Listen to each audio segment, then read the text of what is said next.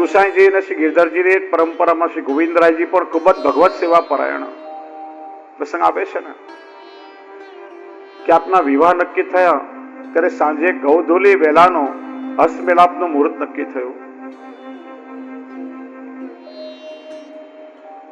પ્રભુના ઉત્થાપનના દર્શનનો સમય છે અને ગોવિંદરાયજીનો નિયમ ગમે તેમ પણ ઉત્થાપનમાં શીતલ જળના જારીજી ભરવાનો પોતાનો સેવાનો ક્રમ ક્યારેય ના છોડે. ગૌધૂલી વેલાનું મુહૂર્ત આવ્યું. આપને વરરાજાના શૃંગાર થઈ ગયા. ઘોડી પર ચડવાનો સમય આવ્યો. સુંદર શહેરો આપે બાંધ્યો છે. જ્યાં અશ્વ પર સવાર થાય બધું ધૈર્ય છૂટી ગયું. આ પ્રભુની સેવા છોડીને મારે જવું પડે છે. નેત્રમાંથી દળ દળ અશ્રુ એવા લાગ્યા.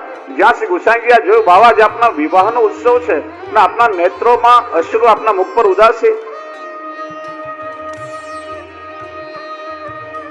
રાજાજી, આપનું ગુલામનું નામ રાજાજી.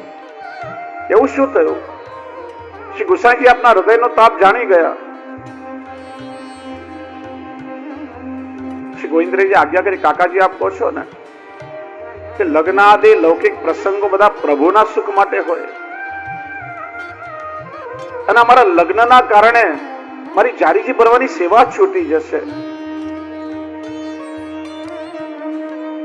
એવા પ્રસંગો શું કામના કે જેનાથી પ્રભુની સેવા છૂટે. શ્રી ગુસાઈજી આ ભાવ જોઈ અતિ પ્રસન્ન થયા અને આજ્ઞા કરી કે બાવા હમણાં ને હમણાં સેવામાં અપરસમાં સ્નાન કરીને જારીજી ભરો. વિવાહનું મુહૂર્ત તો પાછું ઠેલાશે. અને ત્યારથી અમારા વલ્લભકુલ બાળકોમાં એક એવો ક્રમ ચાલ્યો કે લગ્ન આદિ કોઈ પણ પ્રસંગ હોય તો લગભગ રાત્રિનો મુહૂર્ત નક્કી થાય કે જેનાથી ઠાકોરજીની કોઈ સેવા છૂટે નહીં. એટલે લગભગ વલ્લભકુલ બાળકોના પ્રસ્તાવ રાત્રિના સમયે થતા હોય છે. કેટલો ભગવત સેવાનો વિરહ. આ શ્રી ગોવિંદરાયજીને ત્યાં સૌથી પ્રથમ કલ્યાણરાયજીનું પ્રાગટ્ય થયું. કલ્યાણરાયજી એ શ્રી ગુસાઈજીના પ્રથમ પૌત્ર. અને જ્યારે શ્રી ગુસાઈજી શ્રીનાથજીના શૃંગાર કરી રહ્યા હતા એ સમયે આપણે ત્યાં પ્રથમ પૌત્રનું પ્રાગટ્ય થયું અને સ્વયં શ્રીનાથજીએ એ પૌત્રના પ્રાગટ્યની બધાઈ શ્રી ગુસાઈજીને આપી. કાકાજી બધાઈ હો, આજ આપ તાજી હો ગયે, આપ તમે દાદા બની ગયા અને આપ દાદા થયા, તમને બધાઈમાં શું આપશો? અને એ સમયે શ્રી ગુસાઈજીએ સુવર્ણના નુપુર સિદ્ધ કરાવી અને બધાઈમાં શ્રીનાથજી બાવાને ધરાવ્યા. આજે પણ નિત્ય સુવર્ણના નુપુર શ્રીજી બાવા ધારણ કરે છે, જેમાં શ્રી ગોવિંદ એવા શબ્દો અંકિત થયેલા છે. અને શ્રીનાથજીએ વધાઈ આપી, ગોવિંદ કે ઘર કલ્યાણ પ્રગટે.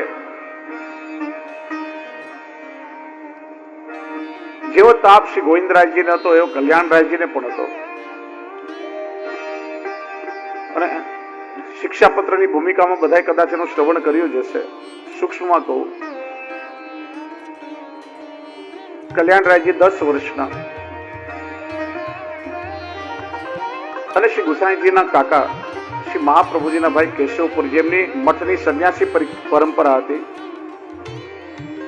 એ શ્રી ગુસાઈજી પાસે આવ્યા. કહ્યું, મારા પછી મારા મઠને સંભાળી શકે, મારી પરંપરાનું વહન કરી શકે એવો કોઈ યોગ્ય શિષ્ય મારી પાસે નથી અને ભગવાને તમને કૃપા કરીને 7 રત્ન જેવા બાળકો આપ્યા છે. તમારો કોઈ એક પુત્ર મને આપો તો જેનાથી મારી પરંપરાનો પણ નિભાવ થાય. શ્રી ગુસાઈજીએ વારા પરથી 7 બાળકોને પૂછ્યું. દરેકે જવાની ના કહી.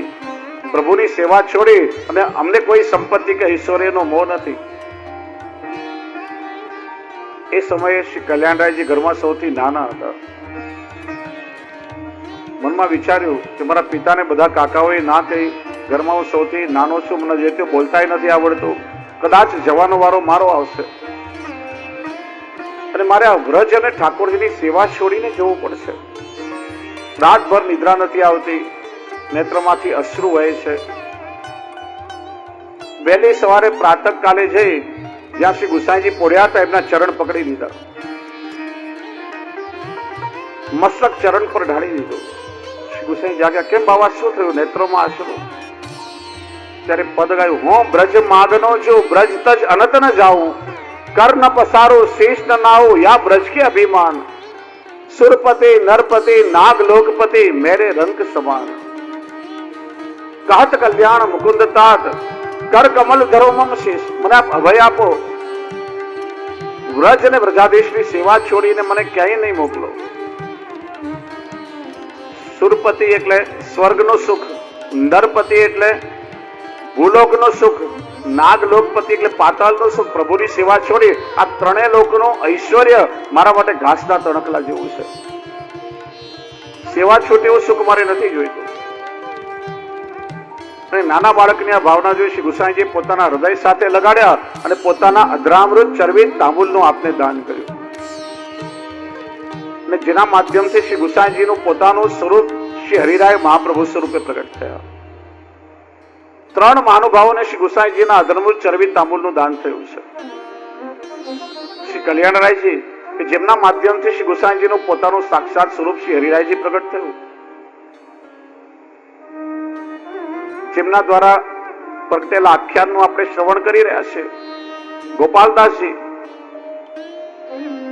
એમને અધરામૃત ચરબી તાંબુલનું દાન થયું કે ફળ સ્વરૂપે સ્વયં શ્રી ગુસાઈજીનું વાંગમય સ્વરૂપ આખ્યાન સ્વરૂપે પ્રગટ થયું. અને ત્રીજા ભગવદીયા છે કિશોરીબાઈ કે જે હવે પછી શ્રી ગોકુલનાથજીના વહુજીના રૂપમાં પ્રગટ થવાના છે. આ રીતે આ ત્રણ મહાનુભાવોને અધરામૃત ચરબી તાંબુલનું દાન થયું છે. એવી કૃપા શ્રી ગુસાઈજી એમના પર કરી છે. અને જયારે શ્રીનાથજી બ્રજ છોડીને મેવાડ પધાર્યા ત્યારે પોતાના મનની સર્વ ઈચ્છાઓ શ્રી હરિરાયજીને આપ જતાવતા. શ્રી ગોવિંદરાયજીના વહુજીનું નામ શ્રી રાણીજી વહુજી. આપ પણ સતત ભગવત સેવા પરાયણ અને આપનો સ્વભાવ પણ એટલો પ્રેમાળ, સમગ્ર વૈષ્ણવને આપની સાનિધ્યમાં આવીને ખૂબ સુખ મળતું. તો શ્રી ગોવિંદરાયજીના ચરણોમાં પણ આપણે વંદન કરીએ. જલથી ભરેલા વાદળ હોય એવા મેઘ શ્યામ સ્વરૂપ છે.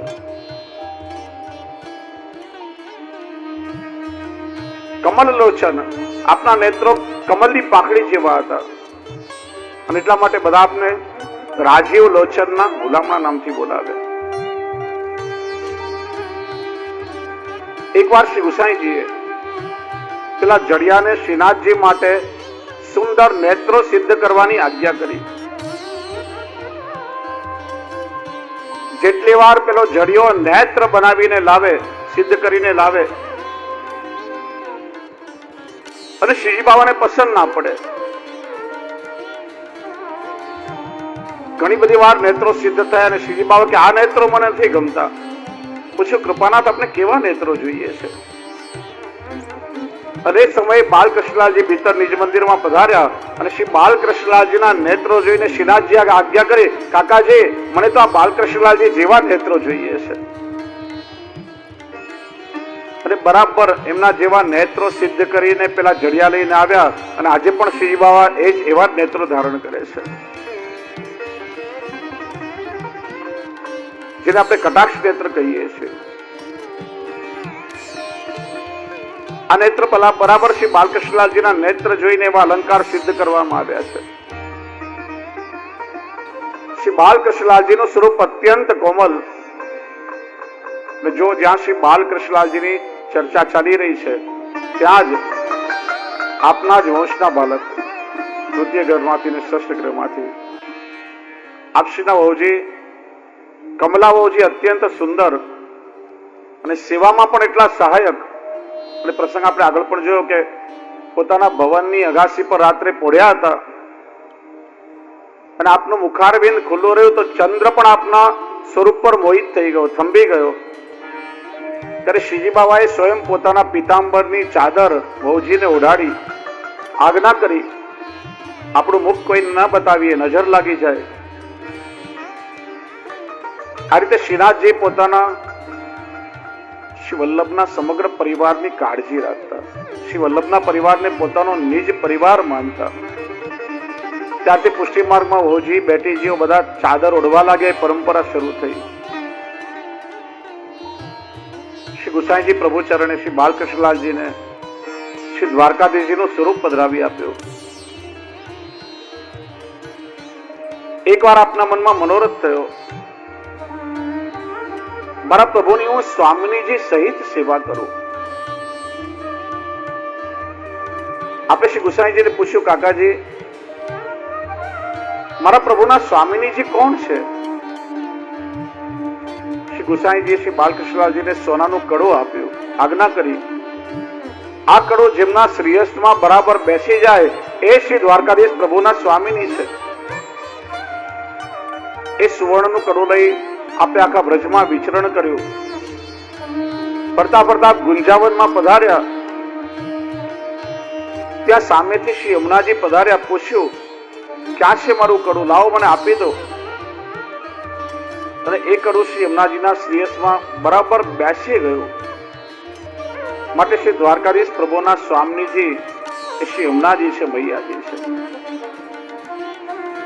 આપના જીવનના અનેક પ્રસંગો છે.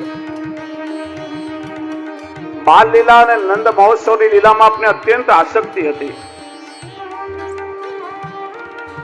અને બાલ ભાવથી, વાત્સલ્ય ભાવથી નિત્ય શ્રી દ્વારકાધીશ પ્રભુને લાડ લડાવતા. એકવાર પરિવારમાં બાળકનો જન્મ થયો અને જન્માષ્ટમી પર બરાબર આપને વર્ધી આશવ ચાવ્યું, પિંડરું લાગ્યું. સેવામાં પધારી શકાય નહીં. નંદ મહોત્સવમાં દહીં, છાસ વગેરે ઉડે તો ભીનાશ અને ચિકાસ છુવાઈ જાય, પ્રશ્ન ના ટકે. બધા જ બાળકો ભવનના ઝરોખામાં ઠાડા રહી નંદ મહોત્સવના દર્શન કરી રહ્યા હતા. અને નીચે સેવક, તેલવા, કીર્તનકારો, વૈષ્ણવો બધા આનંદથી નંદ મહોત્સવ મનાવી રહ્યા હતા.